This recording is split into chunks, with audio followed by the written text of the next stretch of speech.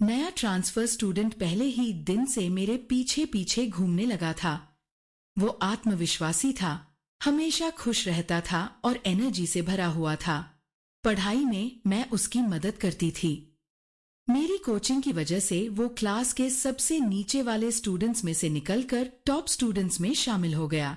जब भी कोई मुझे परेशान करता, वो मेरे लिए खड़ा हो जाता। मेरे गाल खींचते हुए हंसकर कहता, अरे डरपोक, चल क्लास बंक करते हैं और आइसक्रीम खाने चलते हैं। लेकिन फिर एक दिन मैंने उसे सीढ़ियों के कोने पर किसी और से बात करते हुए सुना। उसकी आंखें नरम थीं, आवाज में विनती थी, मैं यहां सिर्फ तुम्हारे लिए आया हूं। तुम मैगी सिंकलर से नफरत करती हो ना? मैं उसकी बर्बादी का इंतजाम कर दूंगा। उसी शाम स्टडी हॉल में मैंने लगातार 7 टेस्ट पेपर्स पूरे कर दिए। मेरी स्पीड देखकर सब घबरा गए। डिंग! यह नॉवल आपको याद दिलाता है कि नीचे दाईं तरफ दिए गए सब्सक्राइब बटन पर क्लिक करके पूरी कहानी पढ़ सकते हैं। हाई स्कूल के आखिरी साल में मेरे सारे साइंस नोट्स किसी ने स्कूल के तालाब में फेंक दिए थे। पीटर विल्सन बिना एक पल सोचे सीधे गंदे कीचड़ भरे पानी में कूद गया। कुछ देर बाद वो भीगे हुए नोटबुक्स को पानी से ऊपर उठाकर बाहर आया। उसके चेहरे पर चमकती हुई मुस्कान थी। मैगी, तुम्हारी नोटबुक्स मिल गईं। मैंने उन नोटबुक्स को देखा। उन पर स्याही और कीचड़ के दाग लगे हुए थे। थैंक यू, मैंने धीरे से कहा। मैं जन्म से हकलाती थी। मेरे लिए साफ साफ बोलना आसान नहीं था। थैंक यू के बदले स्कूल के बाद मेरे साथ आइसक्रीम खाने चलोगी? उसने मुस्कुराते हुए अपने नुकीले कैनाइन टीथ दिखाए। आसपास खड़े स्टूडेंट्स तुरंत चिढ़ाने लगे। मैंने सिर हिलाया। नहीं, स्कूल के बाद मेरा फिजिक्स ट्यूटोरियल है। मैं पढ़ाई का समय बर्बाद नहीं करना चाहती। मेरी बात सुनते ही पीटर का चेहरा ऐसे लटक गया जैसे किसी पपी को डांट पड़ गई हो। ठीक है, फिर मैं तुम्हें परेशान नहीं करूंगा। उसकी अंबर रंग की आंखों में अफसोस साफ दिखाई दे रहा था। तभी उसके क्लासमेट्स मेरी तरफ हो गए।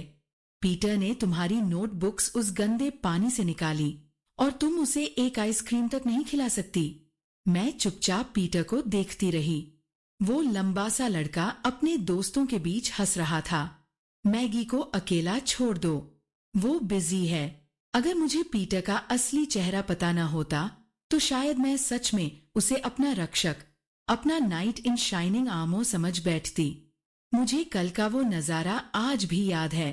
सीढ़ियों के कोने पर पीटर एक लड़की के सामने घुटनों के बल बैठा था और उसके जूते के फीते बांध रहा था। धूप उसकी साइड प्रोफाइल पर पड़ रही थी, जिससे हमेशा घमंडी दिखने वाला लड़का अचानक बेहद नरम और केयरिंग लग रहा था। मैं दीवार से टिककर खड़ी थी और अपना मुंह ढक लिया था। फिर मैंने उसे साफ साफ कहते सुना, तुम मैगी सिंकलर से सच में नफरत करती हो ना? बस थोड़ा और इंतजार करो, मैं उसके ग्रेड्स गिरा दूंगा। फिक्र मत करो, मैं उससे प्यार व्यार नहीं करने वाला। मैं यहां सिर्फ तुम्हारे लिए आया हूं। जानी, पीटर से मिलने से पहले ऐसा लगता था जैसे मैं दुनिया के लिए मौजूद ही नहीं थी। जब से मॉम ने दूसरी शादी की थी, वो पूरी तरह बदल गई थी। वो मेरी माँ कम और मेरे स्टेपफादर की बेटी जानी वार्ड की माँ ज्यादा बन चुकी थी। डिनर टेबल पर बैठते ही उनकी तारीफें शुरू हो जाती। जेनी बेटा, और खाओ, ये चिकन विंग्स तुम्हारी फेवरेट हैं। मॉम अपनी प्लेट के सारे चिकन विंग्स जानी की प्लेट में डाल देती। जानी मुझे घृणा भरी नजर से देखती। नहीं चाहिए, मैं डाइट पर हूं। मैंने मॉम की तरफ देखा। उनकी मुस्कान अचानक असहज हो गई। ओह हाँ, सही कहा, तुम तो इतनी सुंदर हो, जानी। फिर जैसे ही उन्हें एहसास हुआ कि मैं उन्हें देख रही हूं, उनका चेहरा गुस्से से लाल हो गया। जानी की तरह बनो। वो तुम्हारी तरह बस खाती ही नहीं रहती। देखो खुद को, सुअर जैसी मोटी हो गई हो। मैंने चुपचाप सिर झुका लिया। मेरी हकलाहट लंबी बातें करते समय और बढ़ जाती थी, इसलिए मैं बहस नहीं करती थी। बस चुपचाप चावल खाती रहती। आज चावल कुछ ज्यादा ही नमकीन लग रहे थे। मुझे समझ नहीं आता था कि मैं इतना कम खाने के बावजूद लगातार मोटी क्यों होती जा रही थी। मेरा शरीर जैसे गुब्बारे की तरह फूलता जा रहा था। वजन बढ़ रहा था और चेहरे पर ढेर सारे दाने निकल रहे थे। जब मैंने डॉक्टर के पास जाने की बात की, मॉम ने मेरा कान मरोड़ते हुए कहा, बस टीनेज एक्नी है, हर बात का तमाशा बना देती हो। हमारे पास चेकअप के पैसे नहीं हैं। तुम कभी नहीं सोचती कि मुझे कितनी मेहनत करनी पड़ती है। बस पैसे उड़ाने का बहाना चाहिए। लेकिन जानी की $30 वाली डांस क्लासेस कभी बंद नहीं हुई। मेरे स्टेपफादर भी मुझे पसंद नहीं करते थे, हालांकि वो हमेशा अच्छा इंसान होने का नाटक करते थे। मेरा भारी भरकम शरीर जानी की पतली और खूबसूरत फिगर को और उभार देता था, लेकिन मेरे अंदर एक आग जलती रहती थी। मैं मानने को तैयार नहीं थी कि मैं हर चीज में जानी से कम हूं। इसलिए मैंने पागलों की तरह पढ़ाई की। आखिरकार मैं पूरे स्कूल के टॉप 50 स्टूडेंट्स में शामिल हो गई। मेरे रिजल्ट्स जानी से कहीं बेहतर थे, लेकिन जिस दिन मैं अपना 5 किलो का बैकपैक लेकर घर लौट रही थी, रास्ते में एक खूबसूरत एक्सेसरी शॉप के सामने मैंने मॉम और स्टेपफादर को देखा। दोनों जानी के लिए पर्ल हेयर क्लिप्स चुन रहे थे। जानी आराम से डेयरी क्वीन की आइसक्रीम खा रही थी। मॉम उसके पीछे खड़ी होकर अलग अलग क्लिप्स उसके बालों में लगाकर देख रही थी। मैं सड़क के दूसरी तरफ खड़ी बस उन्हें देखती रह गई। मेरे कंधे पर टंगा बैकपैक अचानक इतना भारी लगने लगा जैसे मैं एक कदम भी आगे ना बढ़ सकूं। मेरी नजर जानी की आइसक्रीम पर बने DQ लोगो पर टिक गई और तभी मुझे पिछला हफ्ता याद आ गया, जब मैंने मॉम से स्कूल सप्लाईज के लिए पैसे मांगे थे। उन्होंने गुस्से में सिर्फ $5 मेरी तरफ फेंक दिए थे। उन पैसों से मैंने एक हाइलाइटर, एक इरेजर और एक पेन खरीदा था। बस पैसे खत्म। टीचर की आवाज मेरे कानों में गूंज रही थी। करेक्शंस के लिए रेड पेन चाहिए। मैगी सिंक्लेयर, अपनी मॉम से कहो कि तुम्हारे लिए रेड पेन खरीद दें। पीटर एक ट्रांसफर स्टूडेंट था। स्कूल में आते ही वो मेरे आसपास रहने लगा। टीचर उसके लिए सीट तय करती, उससे पहले ही वो आकर मेरी सामने वाली डेस्क पर बैठ गया। मिस, मैं यहीं बैठूंगा। फिर उसने पलटकर मेरी तरफ देखा। हाय, मैं पीटर हूं। एक पेन मिल सकता है? क्लास की साधारण, मोटी और अनदेखी लड़की होने के नाते ये पहली बार था जब किसी लड़के ने खुद मुझसे बात शुरू की थी। मेरा दिल जोर से धड़कने लगा और अजीब-सी शर्म महसूस होने लगी। कृपया मेरा मजाक मत उड़ाना। कृपया मुझ पर मत हंसना। शायद यही रिएक्शन होता है उस इंसान का जिसे हमेशा नजरअंदाज किया गया हो, जो थोड़ी सी काइंडनेस मिलने पर भी घबरा जाए। मैंने जल्दी जल्दी अपना बैकपैक खंगाला, लेकिन अंदर सिर्फ पुराने और घिसे हुए पेन्स थे। ये वही पेन्स थे जो मुझे क्लीनिंग ड्यूटी के दौरान फर्श पर मिले थे। मुझे पॉकेट मनी नहीं मिलती थी। मेरी ज्यादातर स्टेशनरी या तो स्कूल रिवॉर्ड से आती थी या फिर मुझे कहीं पड़ी हुई मिल जाती थी। आखिरकार मुझे एक ब्लैक क्लिक पेन मिला।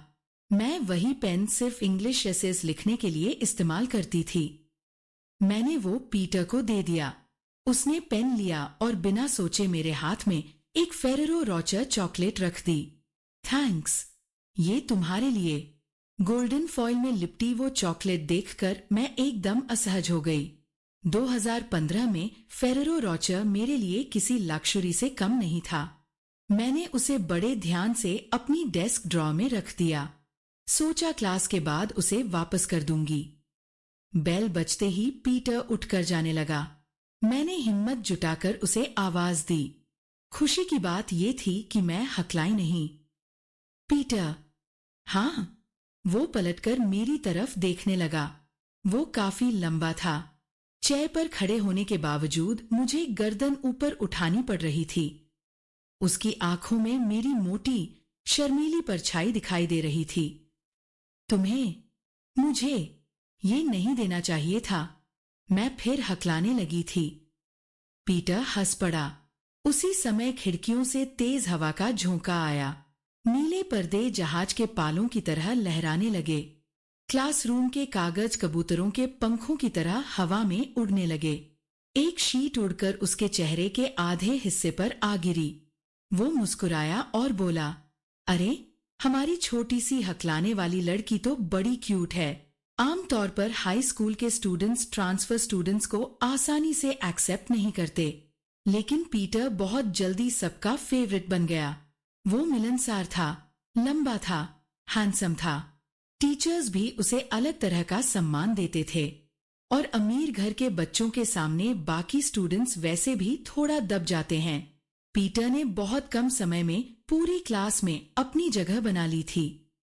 ब्रेक के दौरान लड़के उसे बास्केटबॉल खेलने बुलाते और लड़कियां अगले पीरियड की रिमाइंडर्स देकर उससे बात करने का बहाना ढूंढती। कई लोग पीटर के करीब आने की कोशिश करते थे। विडंबना ये थी कि मैं उसके सबसे पास बैठती थी, फिर भी उससे खुद बात शुरू करने की हिम्मत नहीं जुटा पाती थी। लेकिन पीटर अलग था। वो हमेशा खुद पहल करता था। क्लास के दौरान अगर वो टेक्स्ट बुक लाना भूल जाता तो बड़ी सहजता से अपनी चेक खिसकाकर मेरी डेस्क के पास ले आता और किताब शेयर करने लगता। कभी कैजुअली होमवर्क पूछ लेता, कभी किसी सवाल का बहाना बना लेता। पता ही नहीं चला कि कब हम दोनों एक दूसरे के इतने फैमिलियर हो गए। हालांकि एक बात मैंने नोटिस की थी, पीटर ज्यादातर मुझसे सिर्फ क्लास के दौरान ही बात करता था। जैसे ही ब्रेक शुरू होता वो कहीं गायब हो जाता। मेरे वैसे भी कोई खास दोस्त नहीं थे, इसलिए ब्रेक टाइम में मैं आमतौर पर अपनी डेस्क पर बैठकर फिजिक्स के सवाल सॉल्व करती रहती थी। उसी दौरान जेसन बूथ मेरे पास आया। हाथ में उसका फिजिक्स टेस्ट पेपर था। जेसन हमारी क्लास का एकेडमिक रिप्रेजेंटेटिव था। वो लंबा था, उसके नैनक्श काफी नाजुक थे, लेकिन गोल चश्मा और बीच से मांग निकालकर बनाए गए हेयर स्टाइल की वजह से दूसरे लड़के उसे अक्सर टीचर्स पेट कहकर चिढ़ाते थे। उसका स्वभाव भी काफी शांत था। शायद इसी वजह से बाकी लड़के उसे अपने ग्रुप में ज्यादा शामिल नहीं करते थे। किसी हद तक जेसन और मैं दोनों ही क्लास के आउटसाइडर्स थे। जेसन आकर पीटर की सीट पर बैठ गया। उसने टेस्ट पेपर मेरे सामने फैलाया और मेरी तरफ मुड़ गया। हम दोनों सिर झुकाकर सवाल सॉल्व करने लगे। जितना हम कैलकुलेशंस करते जा रहे थे, आंसर उतना ही करीब आता जा रहा था। आखिर जब सॉल्यूशन निकल आया, हम दोनों ने एक दूसरे की तरफ देखा और हल्की सी मुस्कान दी। उस पल एक अजीब सी म्यूचुअल अंडरस्टैंडिंग महसूस हुई। लेकिन तभी पीछे से कुछ लड़कों की हंसी सुनाई दी। कुछ फुर्सतिया लड़के हमारे आसपास जमा हो गए थे। एक ने मजाक उड़ाते हुए कहा, क्या चल रहा है यहाँ? दूसरा तुरंत बोला, और क्या, डेटिंग कर रहे हैं दोनों? बस इतना सुनना था। जेसन ऐसे उछला जैसे किसी ने उसकी पूंछ पर पैर रख दिया हो। उसने झटके से हमारे बीच रखा टेस्ट पेपर धक्का देकर दूर कर दिया। पतला कागज टेक्स्ट बुक में फंसकर चिर्रर की आवाज के साथ बीच से फट गया। जेसन का चेहरा लाल हो गया, लेकिन वो शर्म से नहीं, बेइज्जती के एहसास से लाल हुआ था। उसे इस बात से शर्म आ रही थी कि उसका नाम एक मोटी लड़की के साथ जोड़ा गया था। फिजिक्स का सवाल अभी पूरा भी नहीं हुआ था कि जेसन खड़ा हो गया। बकवास मत करो, उसने ऊंची आवाज में कहा। मैं कभी मैगी को पसंद नहीं कर सकता। एक लड़का हंस पड़ा। हाँ भाई, मैगी बहुत मोटी है। चारों तरफ लड़कों की हंसी गूंज रही थी। जेसन बार बार सफाई दे रहा था। मैंने अपनी पेन कसकर पकड़ ली। मैं चुप रही, पूरी तरह चुप। चेहरे पर कोई भाव नहीं था, लेकिन मुझे साफ महसूस हो रहा था कि मेरे अंदर जो सेल्फ रिस्पेक्ट की इमारत बड़ी मुश्किल से खड़ी हुई थी, वो धीरे धीरे टूट रही थी। एक एक ईंट गिर रही थी, अंदर धूल उड़ रही थी, सब बिखर रहा था। लेकिन मैं रोई नहीं। मोटी लड़कियों के आंसुओं पर किसी को तरस नहीं आता, उल्टा लोग और असहज हो जाते हैं। इसलिए मैंने बस सिर और नीचे झुका लिया। तभी एक आवाज सुनाई दी, मोटी होने में क्या बुराई है? कम से कम इसका मतलब तो है कि लड़की अच्छे से खाना खाती है। वो पीटर था। उसकी गहरी हल्की भारी आवाज पूरे क्लासरूम में गूंज गई। पता नहीं वो कब वापस आया था, लेकिन अब वो हमारे ठीक बगल में खड़ा था। उसका लंबा कद अपने आप में दबाव पैदा करता था। स्कूल यूनिफॉर्म अभी तक उसे मिली नहीं थी, इसलिए वो अपनी ब्लैक क्रूनेक टी शर्ट पहने हुए था। गले में सिल्वर चेन लटक रही थी, जिससे वो और भी रिबेलियस और कॉन्फिडेंट लग रहा था। पीटर अपनी उंगलियों पर एक छोटा सा की चेन घुमा रहा था। उसमें एक सफेद रैबिट चार्म लगा हुआ था। उसने वो रैबिट मेरी डेस्क पर फेंका, मानो मुझे साइलेंटली कंफर्ट करने की कोशिश कर रहा हो। फिर उसने बेहद कैजुअली जैसन की कॉलर पकड़ ली। चलो भाई, हटो यहां से, उसने मुस्कुराते हुए कहा।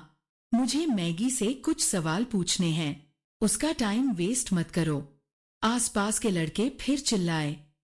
ओहो, क्या बात है, क्या मैगी तुम्हारी है क्या?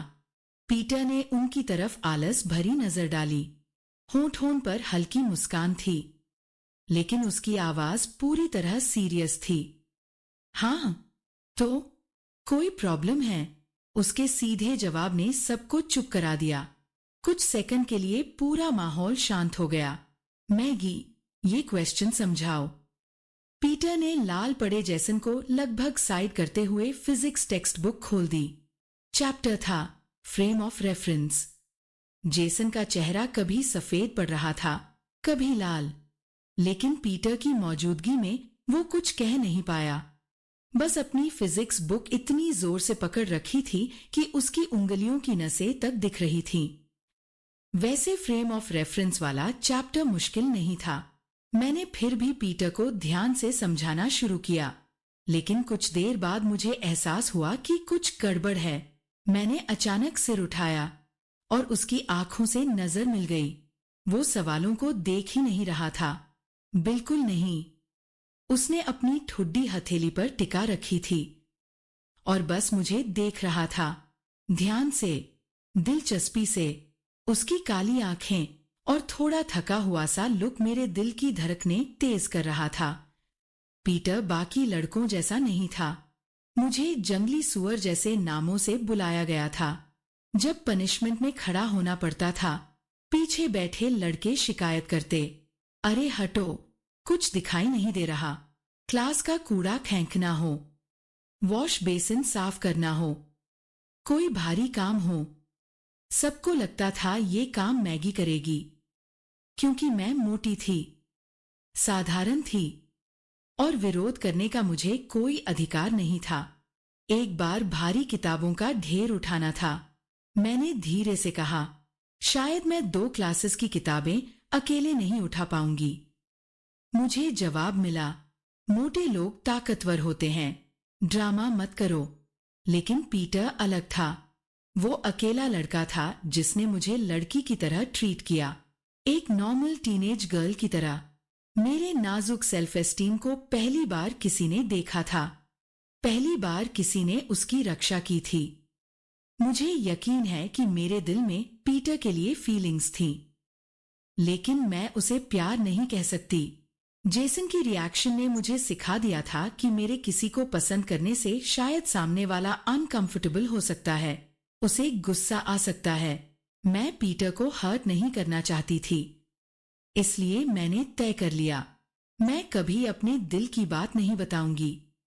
फिर भी अजीब बात थी, मैं उसके लिए कुछ करना चाहती थी, कुछ ऐसा जिससे मेरी फीलिंग्स जाहिर हो सकें। इसलिए जब पीटर ने पढ़ाई में मदद मांगी, मैंने बिना सोचे हाँ कर दी, भले ही उससे मेरा बहुत टाइम चला जाता था। उस दौरान लगभग हर दिन स्कूल के बाद ट्यूटरिंग सेशन होता था। पीटर अपने सवाल लेकर आ जाता। अगर तुम चलती हुई बोट पर बैठे हो और नदी किनारे के हरे पहाड़ पीछे जाते हुए दिख रहे हैं, तो तुम्हारा फ्रेम ऑफ रेफरेंस क्या होगा? मैंने माथा पकड़ लिया। सबसे पहले तो मैं बोट में बैठे ही क्यों हूं? पीटर मुस्कुराया। हाइपोथेटिकल क्वेश्चन है, बस आंसर बताओ। फ्रेम ऑफ रेफरेंस क्या होता है? मैंने अविश्वास से उसे देखा। अभी पिछले पीरियड में यही चैप्टर पढ़ाया गया था। भूल गया, उसने मासूम चेहरा बनाकर कहा। सच कहूं तो मेरे दिल में उसके लिए फीलिंग्स थीं। लेकिन उस वक्त उसकी ये नकली बेवकूफी मुझे सच में परेशान कर रही थी। कई बार मन करता था ट्यूटरिंग छोड़ दूं, उठकर चली जाऊं, लेकिन हर बार वो पप्पी जैसी आंखों से मुझे देखने लगता, मेरी यूनिफॉर्म की स्लीव पकड़कर कहता, प्लीज, अगर एग्जाम में फेल हो गया तो डैड मुझे मार डालेंगे। मैं गहरी सांस लेती, पेन उठाती और फिर से सवाल समझाने लगती। शायद इन्हीं ट्यूटरिंग सेशंस की वजह से हम और करीब आ गए। स्कूल छूटने के बाद पीटर अक्सर पीछे से आकर मेरी पोनीटेल खींच देता, फिर चौड़ी मुस्कान के साथ कहता, अरे डरपोक। पीटर ने मेरी पोनीटेल खींचते हुए मुस्कुराकर कहा, चलो डेयरी क्वीन चलते हैं, आइसक्रीम खाते हैं। मैंने झिझकते हुए सिर हिलाया। मुझे क्लासरूम ड्यूटी करनी है और प्रैक्टिस क्वेश्चंस भी सॉल्व करने हैं। अरे यार, चलो ना। वो बच्चों की तरह जिद करने लगा। सुना है उनकी आइसक्रीम को उल्टा कर दो तो भी नीचे नहीं गिरती। फिर वो थोड़ा झुककर मेरी आंखों में देखने लगा, और अगर तुम नहीं आई ना, तो इसका मतलब तुम मुझसे नफरत करती हो। उसकी चमकती हुई आंखों को देखकर मैं हार गई। धीरे से सिर हिला दिया। हाँ, अगर किसी को पसंद करते हो और उसके लिए कुछ करते ही नहीं, तो शायद वो पसंद उतनी गहरी नहीं होती। मैं अपने प्यार की कीमत चुकाने को तैयार थी, इसलिए मैं उसके लिए नोट्स व्यवस्थित करती, एक ही सवाल बार बार समझाती, बार बार, फिर बार बार। गर्म और सूखी गर्मियों की दोपहरों में जब वो किसी आसान से सवाल पर भी माथा पकड़कर बैठ जाता, मैं अपना ट्रांसपेरेंट राइटिंग बोर्ड निकालकर उसे हवा करती रहती, उसे पढ़ते हुए देखती रहती। मुझे पता था कि ये सब सिर्फ मेरी अपनी खुशी के लिए था। पीटर ने कभी मुझसे ये सब मांगा नहीं था। फिर भी मैं चाहती थी कि मेरी मौजूदगी उसकी जिंदगी थोड़ी आसान बना दे, बस थोड़ी सी। मैंने उसके ऊपर बहुत समय और मेहनत लगाई। ऐसा लगता था जैसे मैं उसे मैथ्स और साइंस फिर से शुरुआत से पढ़ा रही हूं। लेकिन धीरे धीरे मेहनत रंग लाई। पीटर क्लास के सबसे नीचे वाले स्टूडेंट्स में से निकलकर टॉप 20 में पहुंच गया। बेशक उसकी मेहनत को भी नजरअंदाज नहीं किया जा सकता। पीटर सीखने में थोड़ा स्लो था, लेकिन मेहनती बहुत था, और मुझे मेहनती लोग हमेशा पसंद आते थे। शायद इसी वजह से मेरे दिल में उसके लिए जगह और बढ़ती गई। लेकिन उसी दौरान मेरे अपने ग्रेड्स गिरने लगे। हर मंथली एग्जाम के बाद वाला डिनर मेरा फेवरेट होता था, क्योंकि उन दिनों मॉम मुझे थोड़ा ज्यादा प्यार करती हुई लगती थी, कम से कम ग्रेड्स की वजह से। आखिर यही एक चीज थी जिसमें मैं जानी से बेहतर थी। उस दिन भी हमेशा की तरह मॉम ने चिकन लेग मेरी प्लेट में रखा, जो मुझे बाकी दिनों में लगभग कभी नहीं मिलता था। उन्होंने कैजुअली पूछा, एग्जाम कैसा गया? मैंने शर्म से सिर झुका लिया, लेकिन मेरे जवाब देने से पहले ही जानी बोल पड़ी। उसकी आवाज हमेशा की तरह नरम और मीठी थी। मैंने सुना है मैगी के ग्रेड्स काफी गिर गए हैं। अब ये क्लास में सिर्फ 15th रैंक पर है। जैसे ही जानी चुप हुई, मेरे स्टेपफादर आराम से बोले, ग्रेड्स की चिंता मत करो, बस कोई परेशानी मत खड़ी करना। मॉम का चेहरा तुरंत बदल गया। पहले लाल हुआ, फिर सफेद पड़ गया। उन्हें शर्म महसूस हो रही थी, लेकिन जानी अभी रुकी नहीं थी।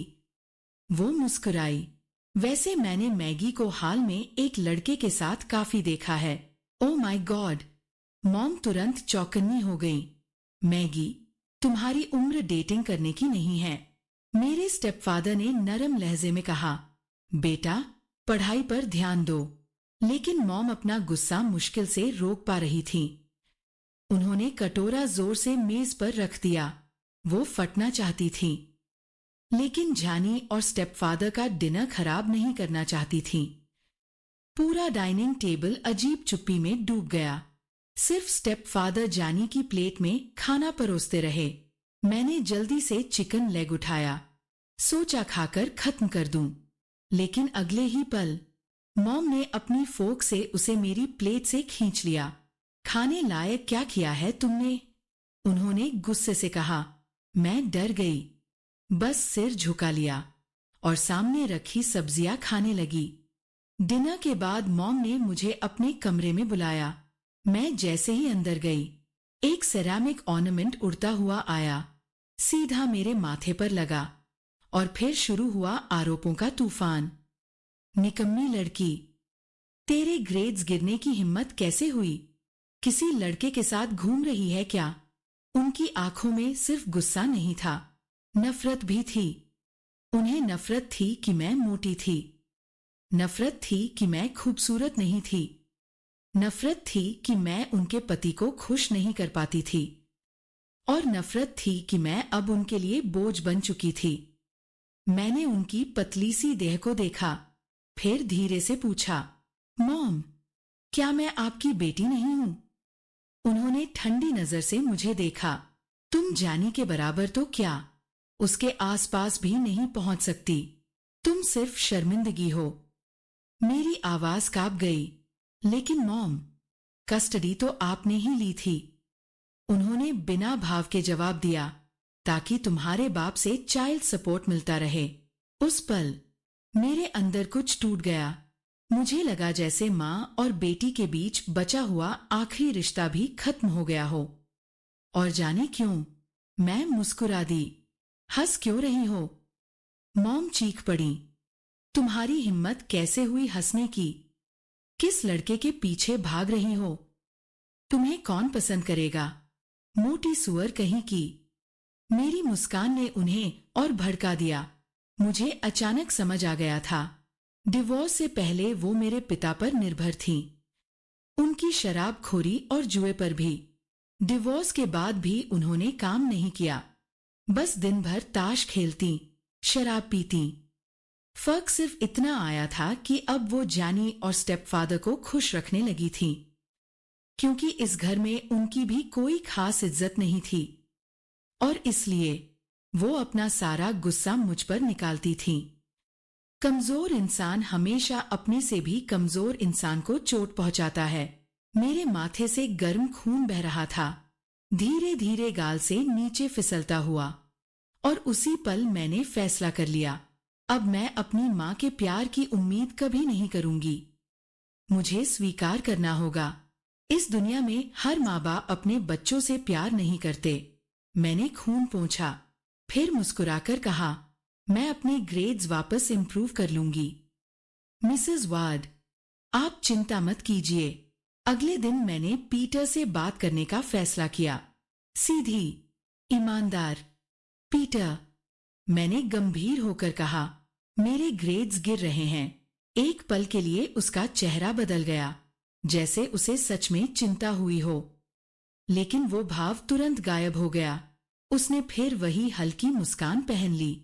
अरे यार, बस 50 मार्क्स कम आए हैं, कोई बड़ी बात नहीं, नेक्स्ट एग्जाम में कवर कर लोगी। लेकिन मुझे पता था, मामला सिर्फ एक खराब एग्जाम का नहीं था। मैं कम पढ़ रही थी, अपना समय उसकी ट्यूटरिंग में खर्च कर रही थी, आइसक्रीम आउटिंग्स में, पूल सिखाने में, और उन बेसिक सवालों को समझाने में जिन्हें कोई भी समझ सकता था। मैंने उसे सारे इंपॉर्टेंट कॉन्सेप्ट्स पढ़ा दिए थे। जितना अफेक्शन दिखाना था दिखा दिया था। अगर किसी को पसंद करने की वजह से मेरी अपनी जिंदगी प्रभावित होने लगे तो रुक जाना चाहिए। मैंने गहरी सांस ली, फिर कहा, मैं अब तुम्हें ट्यूटर नहीं कर सकती। अगले ही पल पीटर की आंखें बदल गईं, जैसे धूप पर अचानक काले बादल छा जाए। वो गुस्से से खड़ा हो गया, सामने की मेज जोर से धक्का देकर बोला, तुमने प्रॉमिस किया था और अब तोड़ रही हो। उसकी आवाज कांप रही थी। मुझे यकीन नहीं हो रहा कि तुम अपने ग्रेड्स गिरने का दोष मुझ पर डाल रही हो। दोस्त ऐसे नहीं करते, मैं तुम्हें गलत समझता था। इतना कहकर वो मुड़ा और तेजी से चला गया। मैं पूरी तरह कंफ्यूज थी। एक दोस्त के तौर पर मुझे लगता था कि मैंने 100 में 100 नंबर का काम किया है, जब बाकी स्टूडेंट्स अपने नोट्स छिपा रहे थे ताकि कोई उनसे आगे ना निकल जाए। मैंने उसे मैथ्स और साइंस की पूरी किताबें पढ़ा दी थीं। फिर वो नाराज क्यों था? मैं उसकी भावनाएं समझ नहीं पाई, और जब समझ नहीं पाई तो मैंने तय किया कि अब मेरी बारी है नाराज होने की। लेकिन मेरा गुस्सा धीरे धीरे शक में बदल गया। हर शाम स्टडी हॉल के बाद मुझे एक बिल्कुल अंधेरी सड़क से होकर घर जाना पड़ता था। वहां के स्ट्रीट लाइट्स सालों से खराब थे। काउंसिल में कई शिकायतें की गई थीं, लेकिन कोई उन्हें ठीक करने नहीं आया। रास्ता डरावना था, लेकिन मैं सालों से वहां से गुजर रही थी। कभी कुछ नहीं हुआ। एक बार मैंने मॉम से कहा भी था, मुझे इस रास्ते से डर लगता है। मॉम हंस पड़ी थी। तुम्हें कौन उठा ले जाएगा?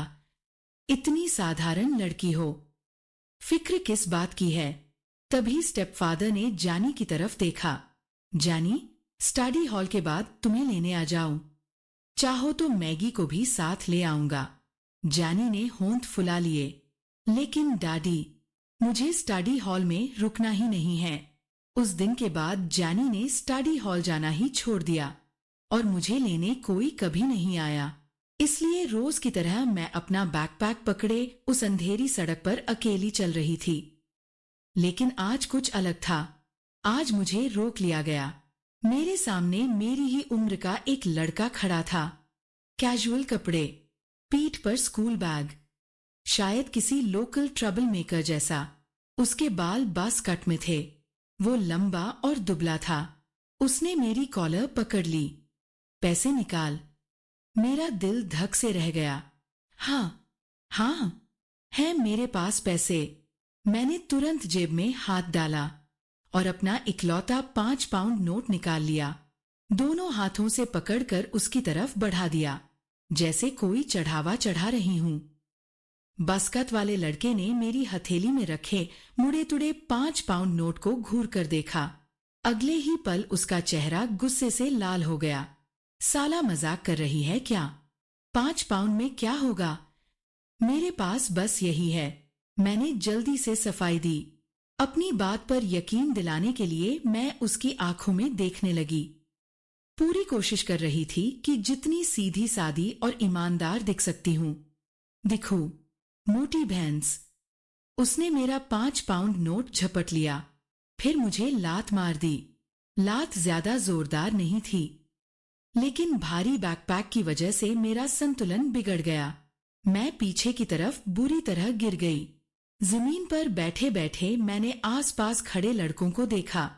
अब सवाल सिर्फ एक था, भागूं कैसे? शायद ये लोग मुझे मारेंगे नहीं। मैंने खुद को समझाया, अगर मार भी दिया तो सह लूंगी, लेकिन अगर ज्यादा चोट लग गई तो मैं स्कूल नहीं जा पाऊंगी। मैं सोच ही रही थी कि क्या घुटनों पर बैठकर माफी मांग लूं। तभी अंधेरे में एक लंबी परछाई उभरी। वो पीटर था। जैसे अंधेरे को चीरती हुई कोई रोशनी सामने आ गई हो। उसने ठुड्डी हल्की ऊपर उठाई। आंखों में अजीब सी चमक थी। मैगी मेरे साथ है, समझे?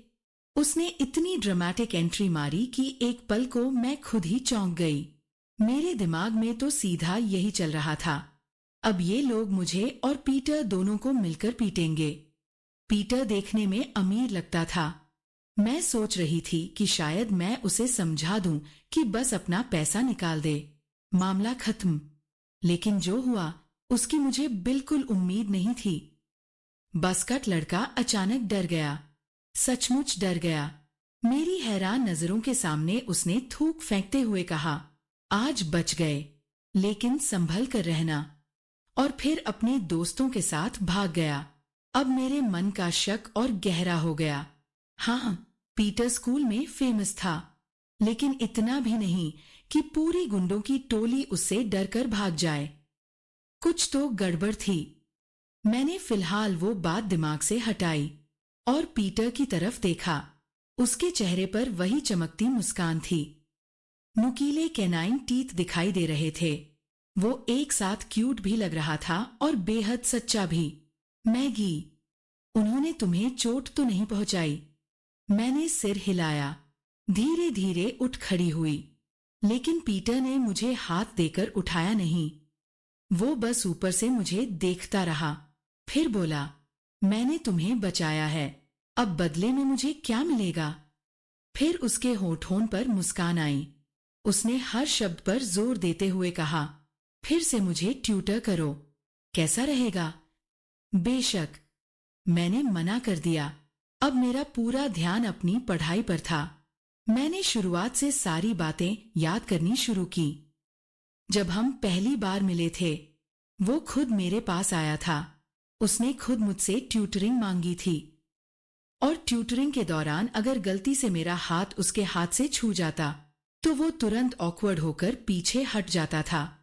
कई बार जब मुझे इवनिंग स्टडी सेशन अटेंड करना होता, वो कोई ना कोई बहाना निकाल देता। कभी क्लासरूम ड्यूटी, कभी कंप्यूटर लैब की सफाई, कभी कोई और काम। हर बार मेरी पढ़ाई का समय बर्बाद होता। धीरे धीरे मेरे मन में एक डरावना शक पैदा होने लगा। क्या पीटर जानबूझकर मेरे पास भेजा गया था? क्या जैसन ने उसे भेजा था ताकि मेरे ग्रेड्स गिर जाए? आखिर पीटर एक ट्रांसफर स्टूडेंट था। हमारी पहले कभी मुलाकात नहीं हुई थी, और जैसन की रैंक हमेशा मुझसे नीचे रहती थी। वो कई बार कह चुका था कि वो मुझे पीछे छोड़ना चाहता है। दूसरी संदिग्ध इंसान थी जानी। हालांकि सच कहूं तो मुझे उस पर ज्यादा शक नहीं था, क्योंकि वो पहले से हर चीज में अच्छी थी। लेकिन जब मैंने पीछे मुड़कर सब कुछ देखा तो एहसास हुआ, मेरे ग्रेड्स गिरने पर सबसे ज्यादा खुश वही दिखाई दी थी। अपना शक दूर करने के लिए मैंने एक छोटा सा एक्सपेरिमेंट किया।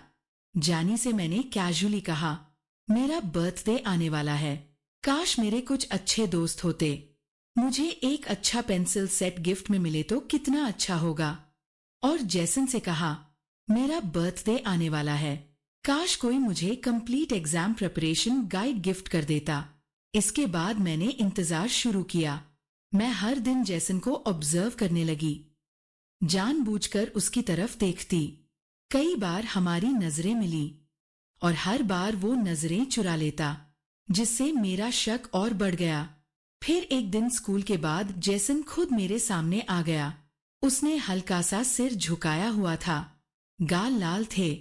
मैगी, मैं हाई स्कूल में डेटिंग नहीं करना चाहता। मैं चौंक गई। क्या? जैसन ने चश्मा ठीक किया, फिर बोला, तुम मुझे बार बार देखती रहती हो, क्या तुम मुझे पसंद करती हो? मैं अवाक रह गई। नहीं, तुम गलत समझ रहे हो।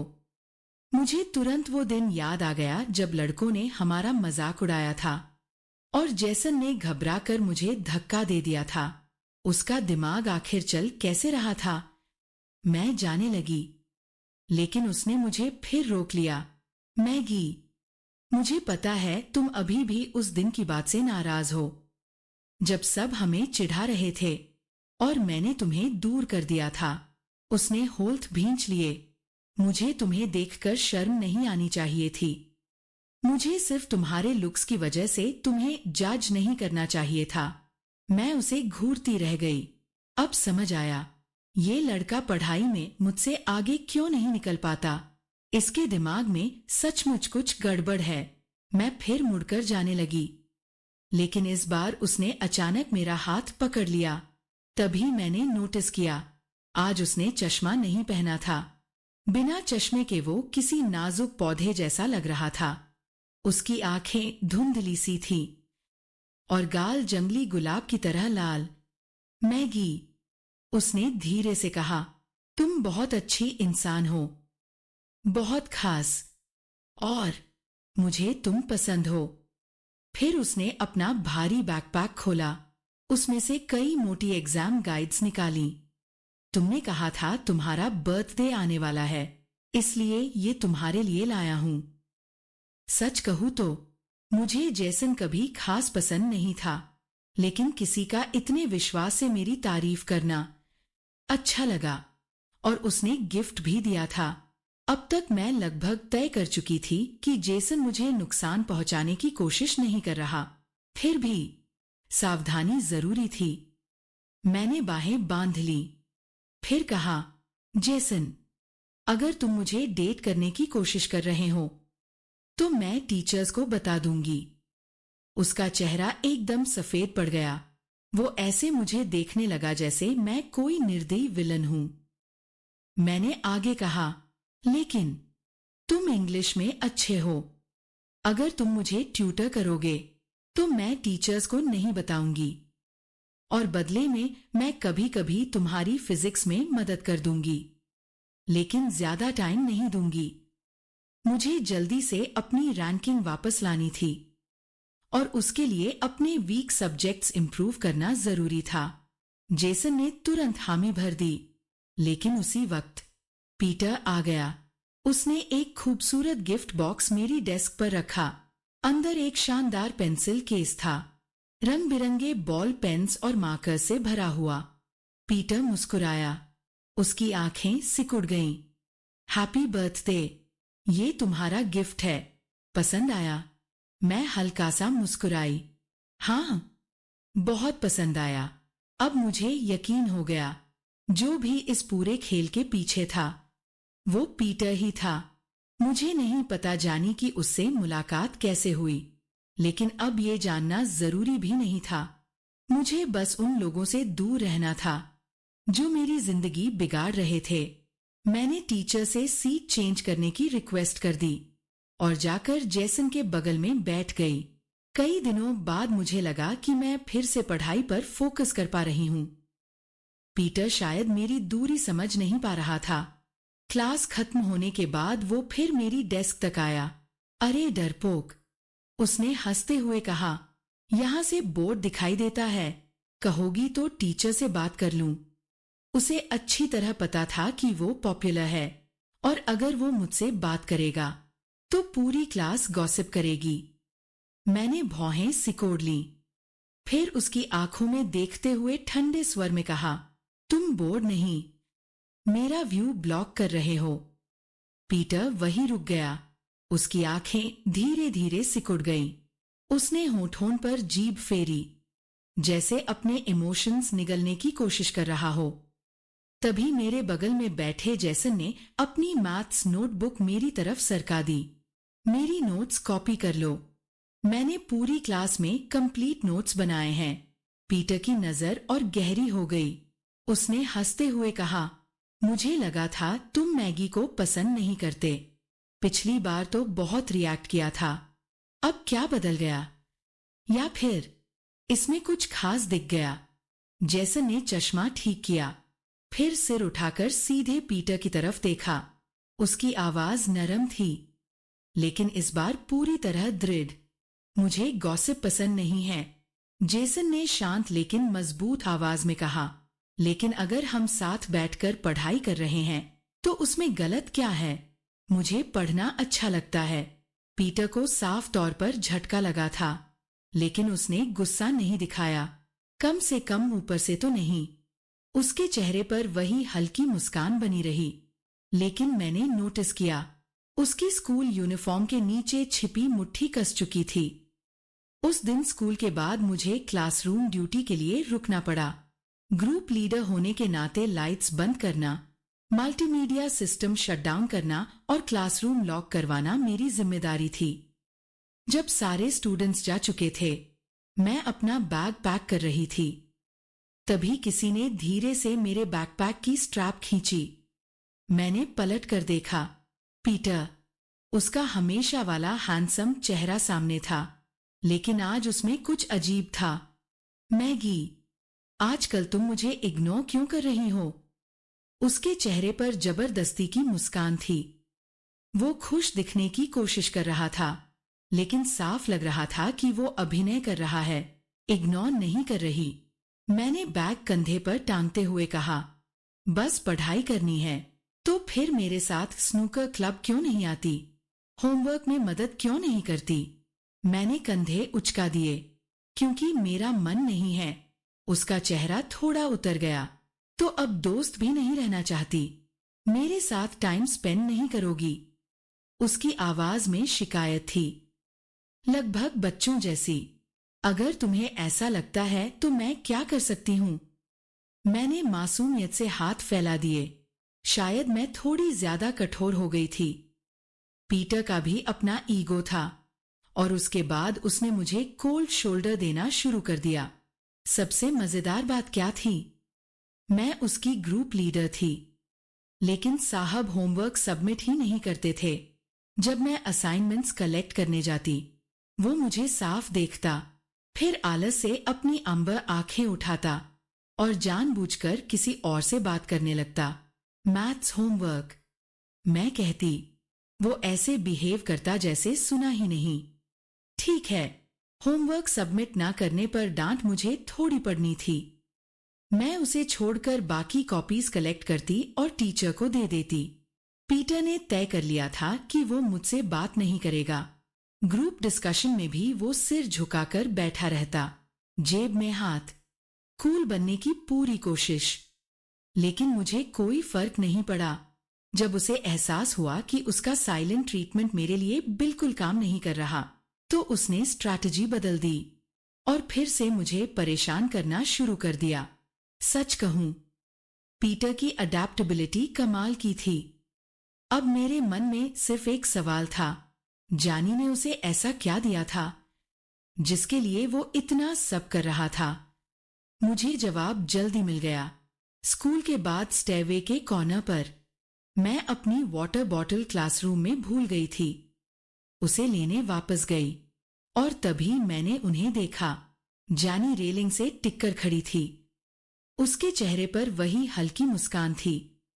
और पीटर, वो घुटनों के बल उसके सामने बैठा था। उसके जूते के फीते बांध रहा था, बिल्कुल श्रद्धा के साथ। शाम की धूप जानी के चेहरे पर पड़ रही थी, उसे सुनहरी रोशनी में नहला रही थी। वो किसी देवी जैसी लग रही थी। और पीटर, उसका सबसे वफादार भक्त। उसने ऊपर देखकर धीरे से कहा, मुझे मत छोड़ना, मैं मैगी को नीचे गिरा दूंगा, मैं यहां तुम्हारे लिए हूं। मैंने तुरंत अपना मुंह ढक लिया, पीठ दीवार से सटा ली। सांस लेने तक की हिम्मत नहीं हुई। फिर जानी की आलसी सी आवाज सुनाई दी, आने वाली फिजिक्स ओलंपियाड में उसे मत जाने देना। पीटर ने बिना एक पल रुके जवाब दिया, प्रॉमिस। कुछ देर बाद उनके कदमों की आवाज दूर होती चली गई और तब मुझे एहसास हुआ कि मेरे पूरे शरीर पर पसीना था। ठंडी हवा में वो पसीना सूख चुका था। यूनिफॉर्म मेरी पीठ से चिपक गई थी। मैंने पहले ही इस नतीजे का अंदाजा लगा लिया था। फिर भी दर्द हुआ, थोड़ा सा। मैंने पीटर के साथ बिताए हर पल को याद किया, उसके लिए बनाए नोट्स, उसके लिए खरीदी आइसक्रीम, उसकी मदद करते हुए बिताई शामें। मेरे दिल में संजोई हुई सारी यादें। अब लग रहा था जैसे सांप की पूंछ से टपकता हुआ शहद हो, मीठा लेकिन जहरीला। मैंने खिड़की से बाहर देखा। सूरज डूब रहा था। पूरा आसमान नारंगी रंग में डूबा हुआ था, धुंधला लेकिन चुभने जितना चमकीला। उसी पल मैंने तय कर लिया, अब किसी राजकुमार के आने का सपना नहीं देखूंगी। मेरा भविष्य मेरे अपने हाथों में होगा। जब मुझे यकीन हो गया कि पीटर मेरी फिजिक्स कंपटीशन खराब करने की कोशिश करेगा, तो मैं और सावधान हो गई। मैंने वाटर बॉटल तक हर जगह साथ ले जानी शुरू कर दी। लेकिन सारी सावधानियों के बावजूद कंपटीशन से एक शाम पहले, लेट स्टडी सेशन के बाद, मैं फंस गई एक सुनसान गली में और मेरे सामने खड़ा था पीटर। मैंने सिर उठाकर उसकी तरफ देखा। आज उसके चेहरे पर कोई मास्क नहीं था, कोई मुस्कान नहीं, कोई वार्मथ नहीं। उसकी काली आंखें ठंडी थीं, अहंकार और बेरुखी से भरी हुई। उसने स्कूल ब्लेजर कमर पर बांध रखा था। यूनिफॉर्म शर्ट के नीचे ब्लैक टैंक टॉप दिखाई दे रहा था। बाहों की मसल्स साफ नजर आ रही थीं। वो किसी अच्छे स्टूडेंट जैसा नहीं, बल्कि किसी गैंग मेंबर जैसा लग रहा था। आज उसके चेहरे पर वो चमकदार स्माइल नहीं थी जिसे देखकर मेरा दिल धड़क उठता था। आज वो मुझे निर्दयी लग रहा था। मैगी, उसने धीरे से कहा, अच्छी लड़की बनो। बस एक दिन और एक रात मेरे साथ चलो। प्रॉमिस करता हूं कुछ नहीं होगा। मैंने सीधा उसकी आंखों में देखा। कल फिजिक्स ओलंपियाड है, मुझे जाना है, मुझे पता है, उसने ठंडे स्वर में कहा। सिगरेट जमीन पर फेंकी और जूते से कुचल दी। और मैं नहीं चाहता कि तुम जाओ। मेरे गले में कुछ अटक गया। पीटर, ये मेरे लिए बहुत इंपॉर्टेंट है, पुराने दिनों की खातिर, जब मैं तुम्हारे लिए अच्छी थी।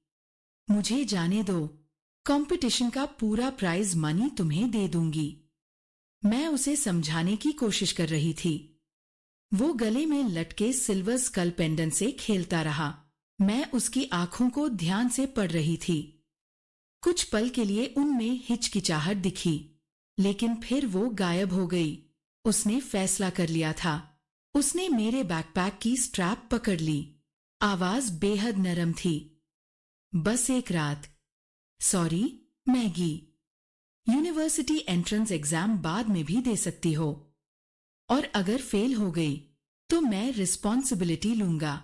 फिर वो मुस्कुराया, जैसे उसके दिल का बोझ उतर गया हो। और बिना सोचे उसने दोनों हाथों से मेरा चेहरा पकड़ लिया। बस यहीं मेरी सहन शक्ति खत्म हो गई। तुम्हारी रिस्पॉन्सिबिलिटी कौन मांग रहा है? तुम पागल हो, मुझसे दूर हटो। मैं चिल्लाई, और जैसे ही मैंने उसे लात मारने के लिए पैर उठाया, चारों तरफ से लड़के आ गए। पीटर के दोस्त। किसी ने पीछे से मुझे पकड़ लिया। एक कपड़ा मेरी नाक पर दबा दिया गया। आखिरी बार मुझे एक तेज सी केमिकल स्मेल महसूस हुई, ईथर। और फिर सब अंधेरा हो गया। Peters POV. मैंने मैगी को अपने फैमिली मैंशन में बंद कर दिया है। वहां सब कुछ है, comfortable bed, air conditioning, fridge में कोल्ड ड्रिंक्स और फ्रूट्स, ग्लास कैबिनेट में स्नैक्स, उसकी पसंद की ढेर सारी साइफाई नॉवेल्स, यहां तक कि निंटेंडो स्विच भी। मुझे सिर्फ एक दिन चाहिए, बस इतना कि वो फिजिक्स ओलंपियाड मिस कर दे। ये जानी के लिए मेरा आखिरी काम होगा। मैं जानी से सेकेंडरी स्कूल की एक गर्मियों में मिला था। उस समय मैं मरना चाहता था। कारण बहुत सिंपल था। मेरे दोनों पेरेंट्स अफेयर कर रहे थे। मैंने अपने पिता को दूसरी औरतों के साथ फ्लर्ट करते देखा था, और अपनी मां को दूसरे मर्दों के साथ। लेकिन डिनर टेबल पर दोनों परफेक्ट कपल बन जाते। प्यार भरी बातें, झूठी मुस्कानें, और रात में डैड मॉम को गुड नाइट किस तक देते। मॉम फिर शर्माने का नाटक करती। उन्हें देखकर मेरे मन में सिर्फ एक सवाल आता, क्या इंसानों के सारे रिश्ते इतने नकली होते हैं, इतने गंदे? उस दौर में दोनों अपने अफेयर्स में व्यस्त थे। मेरा अस्तित्व जैसे उनके लिए मायने ही नहीं रखता था। इसलिए उनका ध्यान खींचने के लिए मैंने सब कुछ किया। स्मोकिंग, कार रेसिंग, फाइट्स, जो मिला वो किया। टीचर्स की आंखों में घृणा देखी है मैंने, उनकी फुसफुसाहटें सुनी हैं। ये लड़का जन्म से बिगड़ा हुआ है। अगर इसके बाप के पास पैसा न होता तो ये जेल में होता, लेकिन कोई मुझे रोक नहीं पाया।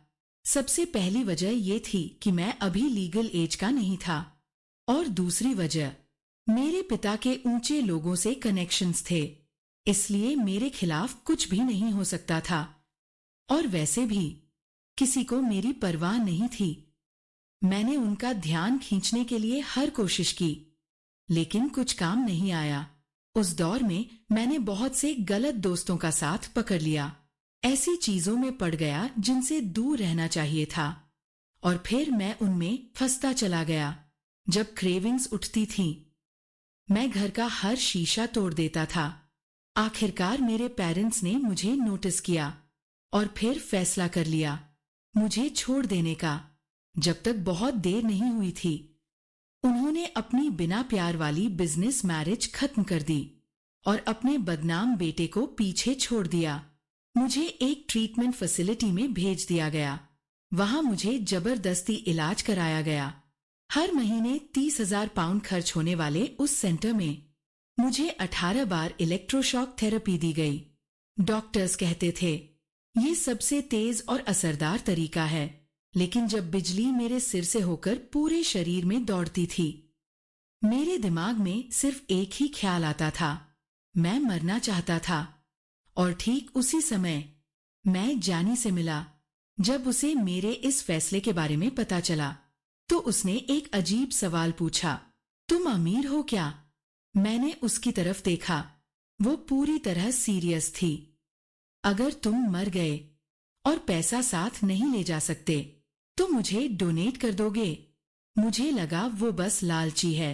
मैंने उसे जमकर गालियां दी, लेकिन वो नाराज नहीं हुई, जैसे लोग उसे डांटते रहने के आदी हों। उसने बस मुस्कुराकर कहा, इतना पैसा होते हुए मर जाना वेस्ट नहीं है क्या? अजीब बात थी। उसकी बकवास सुनकर मैं कुछ देर के लिए अपनी कलाई काटने वाला प्लान भूल गया। उस दिन हम घंटों बातें करते रहे। उसने कहा, मुझे तुमसे छुपकर मैसेज करना पड़ता है, मेरी मॉम बहुत स्ट्रिक्ट है। मैंने जवाब दिया, तो पहले तुम्हें फोन डोनेट करता हूं। वो एप्पल का जमाना नहीं था, बस एक साधारण फ्लिप फोन था, लेकिन वो बहुत खुश हुई। उसने मुझे फोन पर लगाए हुए फॉक्स स्टिकर्स दिखाए। उसने अपना नाम रखा फॉक्स और मेरा नाम रखा पीच। मुझे समझ नहीं आया क्यों। मुझे ये भी समझ नहीं आया कि बाहर अंडरवियर पहने उस लाल फॉक्स में ऐसा क्या क्यूट था, लेकिन जानी को वो बहुत पसंद था। मैं वो समय कभी नहीं भूलूंगा। मेरे पेरेंट्स मुझे घर में बंद रखते थे। हर दिन नए प्राइवेट ट्यूटर्स आते, academics, piano, painting, art classes, सब कुछ, लेकिन अकेले बाहर जाने की इजाजत नहीं थी। उस अकेलेपन में मेरे पास सिर्फ जानी थी। हम घंटों चैट करते थे। ऐसा लगता था जैसे बात करने के लिए कभी टॉपिक्स खत्म ही नहीं होंगे। कभी कभी मैं जानबूझकर कूल बनने के लिए उसे इग्नोर कर देता, तो वो लगातार फॉक्स इमोजीज भेजती रहती। फिर वो करते हुए इमोजीज भेजकर सॉरी बोलती। मुझे उसके बारे में जानने की जिज्ञासा होती। मैं उसकी फोटो मांगता, लेकिन वो हमेशा मना कर देती। हम सिर्फ ऑनलाइन फ्रेंड्स रहेंगे, कभी नहीं मिलेंगे। तभी हम एक दूसरे के सामने अपने असली रूप में रह पाएंगे। अगर फोटोज आ गईं, तो हम फैंटेसीज बनाने लगेंगे, और फिर हमारी बातें सच्ची नहीं रहेंगी। फिर हाई स्कूल में वो अचानक गायब हो गई। उसका प्रोफाइल पिक्चर हफ्तों तक ऑफलाइन रहा। इस बीच मैंने विथड्रॉल ट्रीटमेंट पूरा किया। धीरे धीरे मेरी हालत सुधरी और आखिरकार मुझे स्कूल जाने की इजाजत मिल गई। मैं उसे ढूंढना चाहता था, हर दिन इंतजार करता रहा, और फिर एक दिन उसका अवतार फिर से ऑनलाइन हुआ। मैंने तुरंत मैसेज किया, अब मैं बाहर जा सकता हूँ, मुझे तुमसे मिलना है। तुम्हें तो हमेशा मेरी इनहेरिटेंस में इंटरेस्ट था ना? मेरे पास पैसा है। तुम्हारा असली नाम क्या है? मैंने घबराकर पूछा, यहाँ तक कि अपनी सबसे हैंडसम फोटो भी भेज दी। शायद वो इम्प्रेस हो जाए। कुछ सेकंड तक टाइपिंग दिखाई दी, फिर स्क्रीन पर शब्द उभरे, माई नेम इज जानी वार्ड। जानी ने मुझे बताया कि उसे अपनी स्टेप सिस्टर से नफरत है, मैगी सिंक्लर। वो मोटी है, साधारण है, लेकिन उसके ग्रेड्स मुझसे बेहतर हैं। मैं उसके जैसी लड़की से हारना नहीं चाहती। उसने मेरी स्लीव पकड़ ली। उसकी आंखें आंसुओं से चमक रही थीं। पीच, क्या तुम मेरी मदद करोगे? मैंने बिना सोचे हाँ कह दिया, और फिर मैं मैगी के करीब गया, लेकिन मेरे इरादे साफ नहीं थे। पहली बार जब मैंने उसे देखा, तो वो बिल्कुल वैसी ही थी जैसा जानी ने बताया था।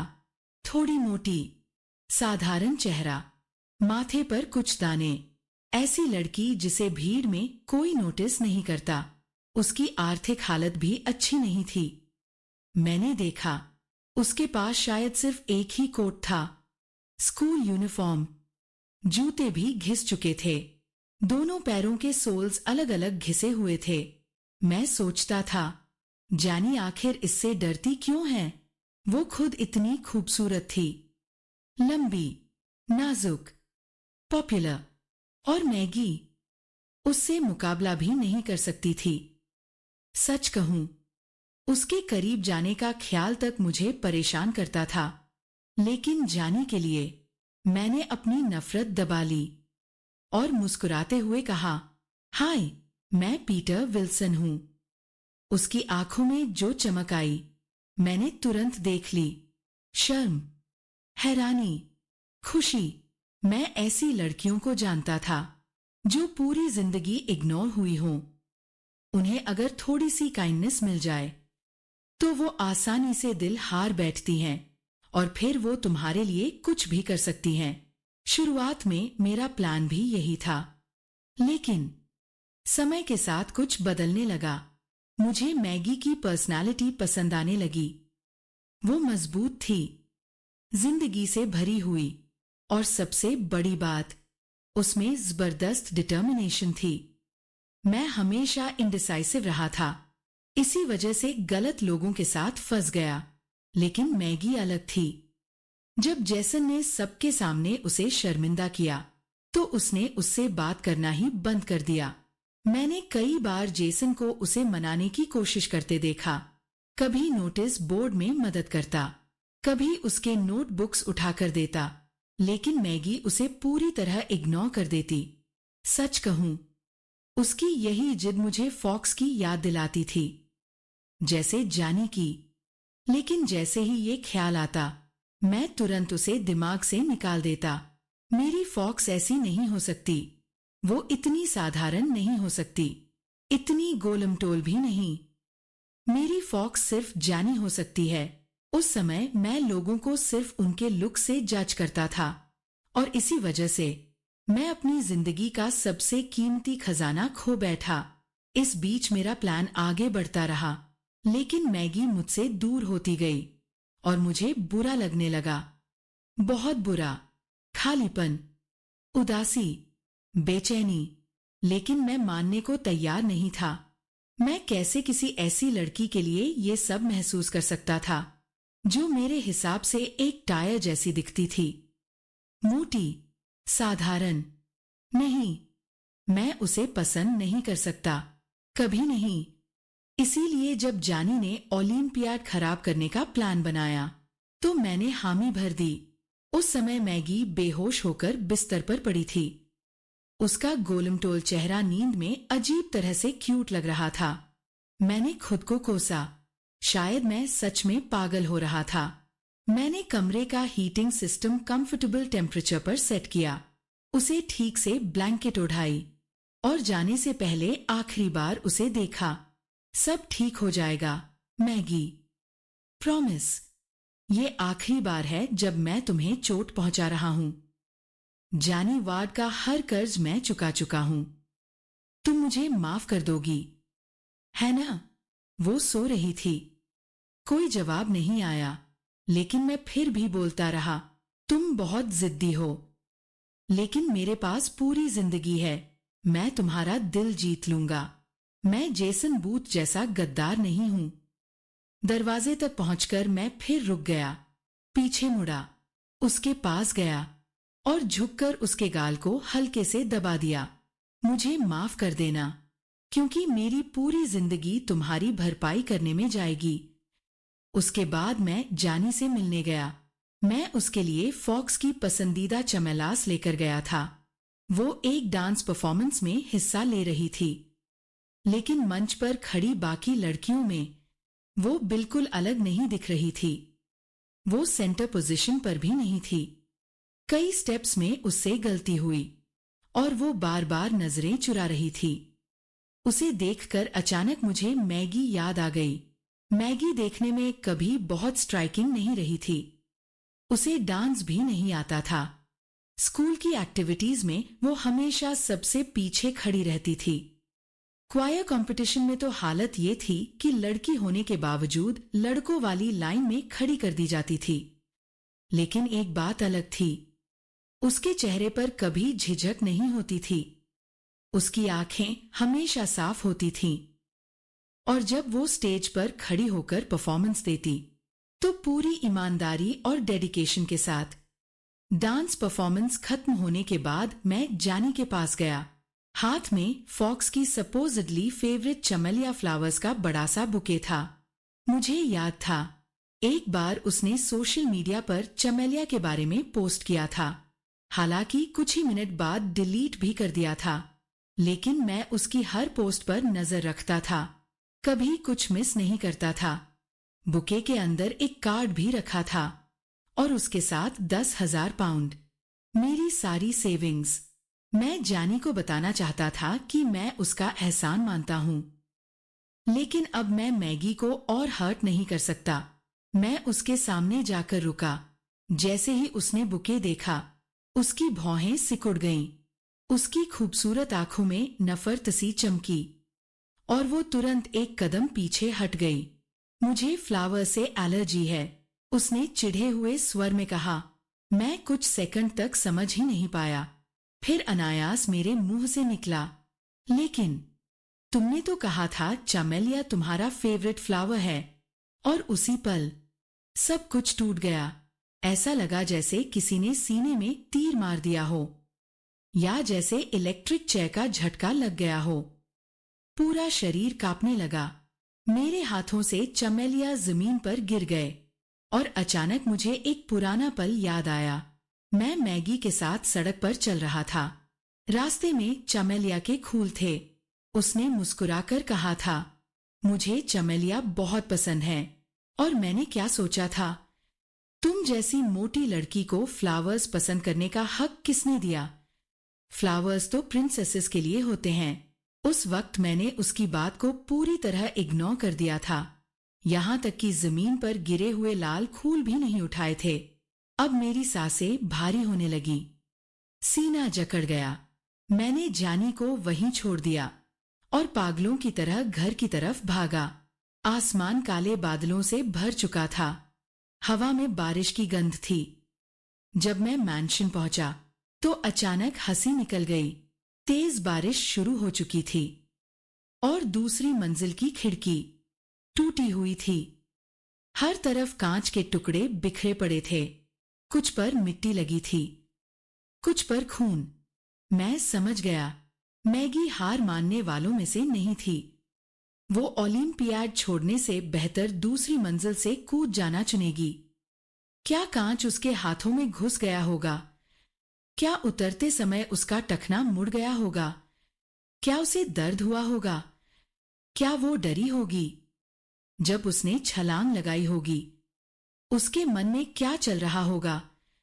क्या वो मुझे कभी माफ करेगी? डर, दर्द, पछतावा, बेप्सी, सारी भावनाएं एक साथ मेरे सीने पर हथौड़े की तरह गिर रही थीं। मैंने जमीन पर पड़ा कांच का टुकड़ा उठाया, इतनी जोर से पकड़ा कि हथेली कट गई। खून बहने लगा।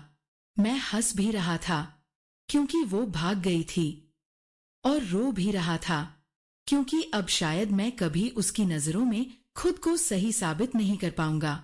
उसी पल मुझे समझ आ गया, मुझे कहाँ जाना है। Police station. मैं खुद सरेंडर करूंगा। जो किया है उसका नतीजा भुगतूंगा। जब मैं वहां पहुंचा तो फॉक्स पहले से मौजूद थी। नहीं, मैगी। वो सामने खड़ी थी। हाथ में वॉइस रिकॉर्डर था और पूरी शांति से कह रही थी, ऑफिसर, इसी व्यक्ति ने मुझे इलीगली कैद करके रखा था। मेरे पास सारे एविडेंस हैं। मैं उसे देखता रह गया। वो कितनी समझदार थी। जब उसे मुझ पर शक हुआ था तभी से रिकॉर्डर साथ रखने लगी थी। उसने सबके सामने मेरी असली सच्चाई रख दी। पुलिस मुझे देख रही थी, मैगी भी। उसकी आंखें अब भी उतनी ही साफ थीं। और मैं रो पड़ा। मैं गिल्टी हूं। यही मेरे मुंह से निकले आखिरी शब्द थे। Forgive me, Fox. Maggie's POV. क्योंकि पीटर ने मुझे 24 घंटे से कम समय तक रोका था, इसलिए टेक्निकली उस पर बड़ा क्रिमिनल चार्ज नहीं लगा। लेकिन वो पूरी तरह बच भी नहीं पाया। 3 महीने कस्टडी में रहने के बाद उसने स्कूल छोड़ दिया, ट्रांसफर ले लिया। उसके बाद स्कूल में उसकी इमेज पहले जैसी नहीं रही। लोग उससे डरने लगे। सब कहते थे, पीटर खतरनाक है। इस इंसिडेंट के बाद बहुत लोग मेरे लिए सिंपैथेटिक हो गए। धीरे धीरे सब जानी से दूरी बनाने लगे और मेरी नई फ्रेंडशिप्स बनने लगी। स्कूल छोड़ने से पहले पीटर मुझसे एक बार मिलने आया। उसने मेरे सामने चमेलिया फ्लावर्स रखे और वो पेन भी, जो मैंने उसे पहली बार मिलने पर उधार दिया था। उसने सिर झुका लिया। आवाज धीमी थी। क्या हमारे बीच कोई अच्छी याद नहीं थी? क्या तुम मुझे एक बार भी माफ नहीं कर सकती? मैंने सिर हिला दिया। नहीं। पीटर कड़वाहट से मुस्कुराया। फिर बोला, मैंने चमेलिया का मतलब पढ़ा। तुम्हें मेरी फीलिंग्स की बेइज्जती नहीं करनी चाहिए थी। शायद इसलिए तुम्हें ये फूल पसंद है, क्योंकि तुम भी चमेलिया की तरह प्राउड और डिटर्मिन्ड हो। जिस दिन मैंने तुम्हारी फीलिंग्स को हल्के में लिया, तुमने उसी दिन मुझे छोड़ दिया। मैंने उसकी तरफ देखा।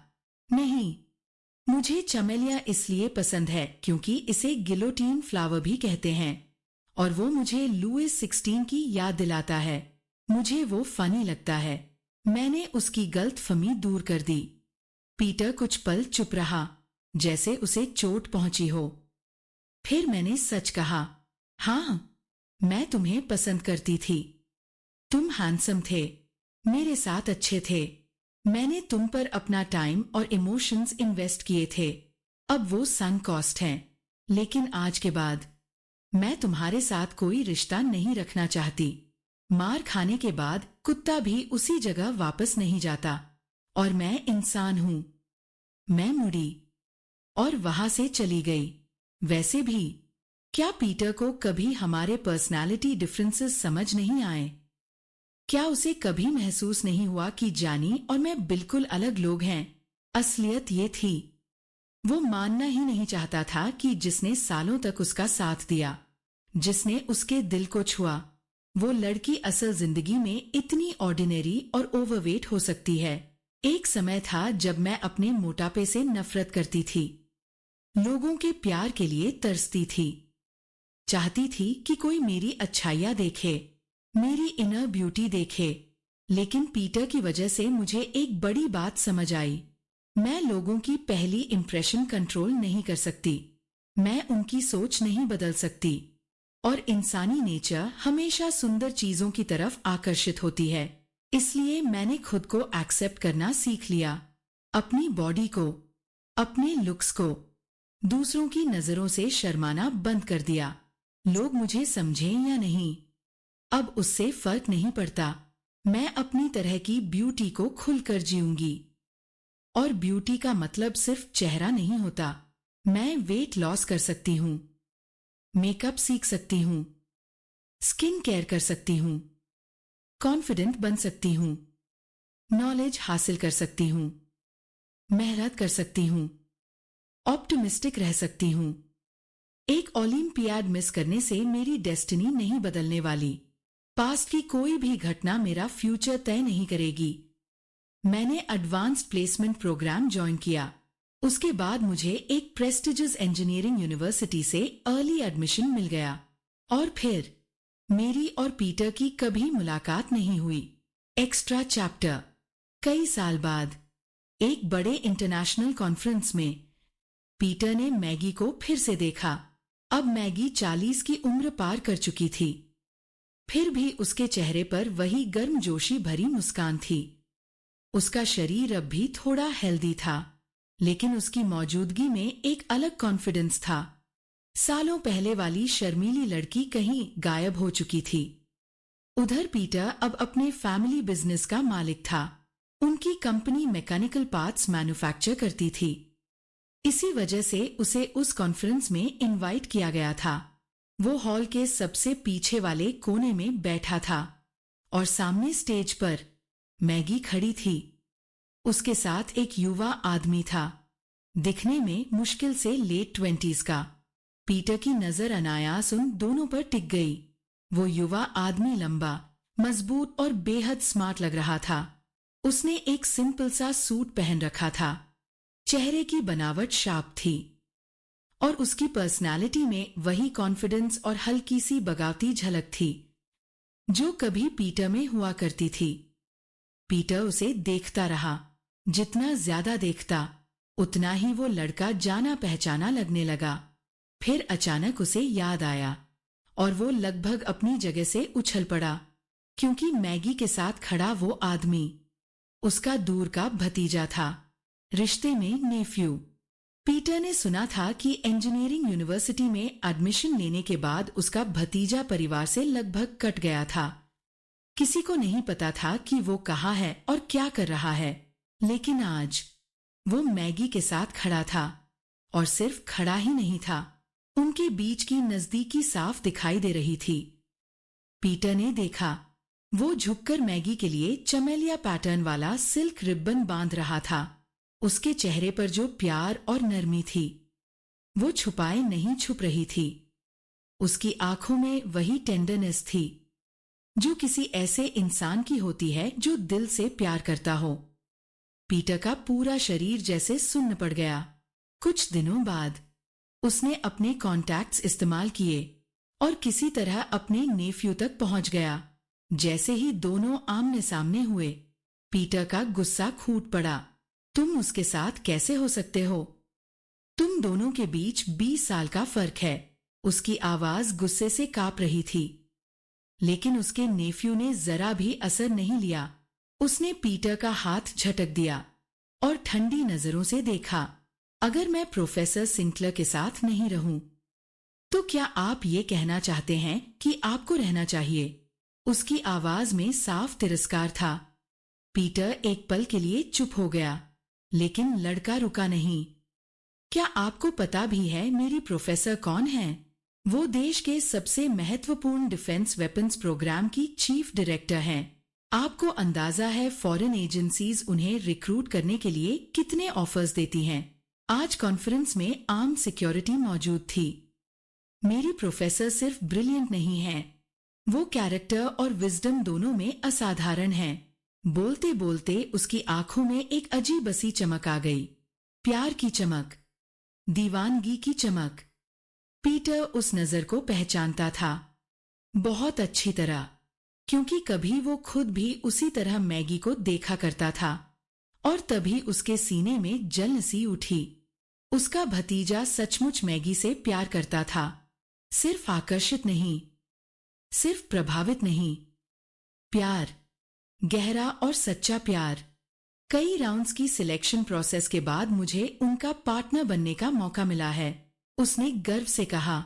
वैसे मुझे आपका शुक्रिया अदा करना चाहिए, अंकल। पीटर ने हैरानी से उसकी तरफ देखा। शुक्रिया? लड़का मुस्कुराया। हाँ, प्रोफेसर को शायद आपके टाइप के लोग पसंद हैं। पीटर का दिल अचानक जोर से धड़कने लगा। एक उम्मीद जागी, छोटी सी लेकिन खतरनाक। उसने हिचकते हुए पूछा, तो क्या वो अब भी मुझे याद करती है? क्या कभी मेरा जिक्र करती है? क्या मेरे लिए उसके दिल में कुछ बचा है? क्या मैं भी उसके साथ खड़ा हो सकता हूं? कुछ सेकंड तक कमरा बिल्कुल शांत रहा।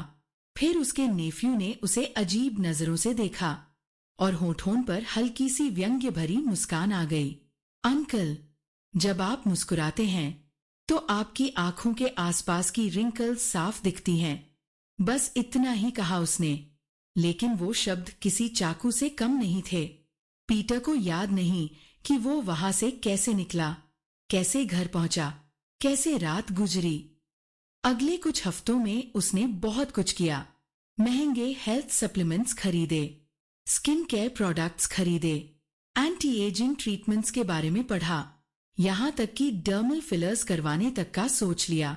लेकिन कोई भी चीज उसके दिल के खालीपन को नहीं भर पाई। उसे लगने लगा था कि वो अपीयरेंस एंजाइटी का शिकार हो चुका है।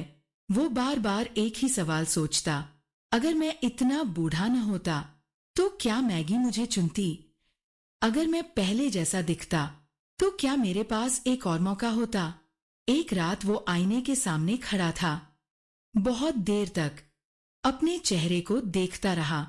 फिर उसने अपनी आंखों के कोनों को छुआ, जहां अब महीन रिंकल्स दिखाई देती थीं। उंगलियों के नीचे नमी महसूस हुई।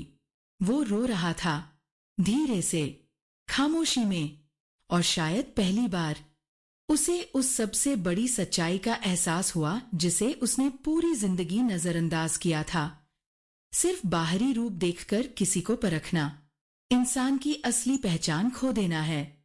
और जब तक उसे ये बात समझ आई, तब तक मैगी उसकी कहानी से बहुत आगे निकल चुकी थी।